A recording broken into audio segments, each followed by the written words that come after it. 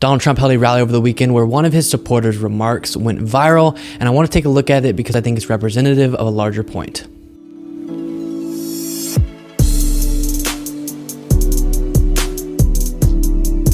So Donald Trump has been doing a lot of these rallies around the country, just kind of going through his normal hit list of items. And he did one in Michigan over the weekend. And as they always do, news networks were going around and interviewing supporters right before they went into the rally. I actually did that at a Trump rally in Texas, where I went and just interviewed Trump supporters, got a feel for what they believed and why they were at the rally. And so before we go any farther into this, I just want to say, I do understand that if you interview a bunch of people at a rally like this and then pull out the most bizarre clip, it's kind of dishonest if you pretend like that is representative of the broader movement. But first, I'll just say, when I went on the ground and interviewed people, most of the people had pretty crazy things to say. Yet and still, I do want to be as honest as possible. So this is just one person, but as I said at the beginning, I do believe it's representative of a larger drift away from reality of a lot of people in our country. And so the lady that we're about to watch, she just looks like, a normal person you'd bump into at the grocery store, and she's floating these unbelievable theories about what's about to happen in this country. And we've seen over the last decade or so a certain portion of our population just getting pulled further and further from any grounding in the truth. But it's something we need to continue talking about and be concerned with, because as a country and a political body, if we can't even agree on the facts of reality, there's no way we're going to be able to agree on the solutions or where we should go. And that's what I've found with a small percent of people, but it's a meaningful percent that is super far right. When I try to discuss things with them that we disagree on, is instead of hashing it out on, hey, what should we do here? And show me this study to decide what will be the best way to structure healthcare. We can't even get close to that conversation, because the entire foundation of, hey, what is even going on in the country? What is the reality? What are the facts? Are two completely different worlds. And I would obviously venture to say my world that I'm laying out is more based on an observation of the actual facts, whereas theirs is this false depiction based on a lot of the media sources that they keep up with. So let's go ahead and watch this clip and then discuss. The election, I believe, was stolen, but we know that. Space Force has it all. Trump has all the information. It's going to be overturned. What do you think Space Force has? The night of the election, they literally watched the election be stolen. They know, they watermarked the ballots. They know exactly what happened with every ballot. They know what fake ballots, all right? They knew the election switches. They know what countries were involved. They know they followed the money. They know what every politician that's been paid off. They know there was 269,000 sealed indictments, but I think it might even be up to 500,000 sealed indictments. I believe that we're going to have an emergency broadcast, and the military is going to come in with martial law, and we are going to be shown 8 hours on, 8 hours off of videos for 7 days, the world, and they're going to be showing us taped tribunals, taped confessions, and the world is going to be awakened to what's really going on with the deep state.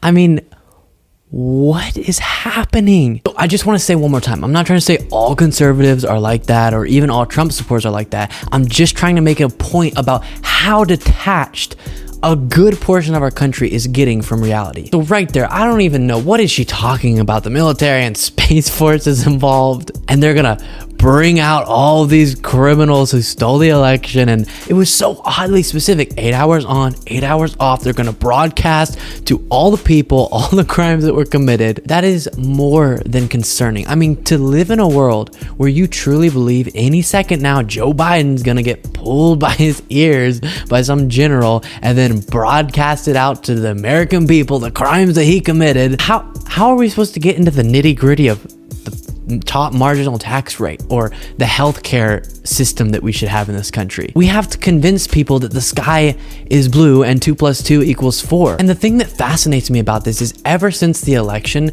people like herself have been floating theories like this, and they always put timelines. Okay, by this date, Trump's gonna be back in the White House. By this date, Biden's gonna be in prison. And the thing that fascinates me so much is it never comes true by the timeline that they set out, and yet they still go on to believe these things. I mean, I think that I can prove to you with hard evidence why your current views are completely wrong, talking to somebody like her. But even if I couldn't, can't you convince yourself that your views are bonkers whenever time and time again the things that you believe don't come true? And the big source of this misinformation is right-wing media. It is so beneficial to them in the short term to get people riled up like this and get them believing, hey, we are the only people that have the real facts. So you have to come to us, you have to donate to us. We are the only media outlet that will give you the truth. And if you can convince an audience of people that that is the case, you're going to be pretty well off as far as your prospects being a very popular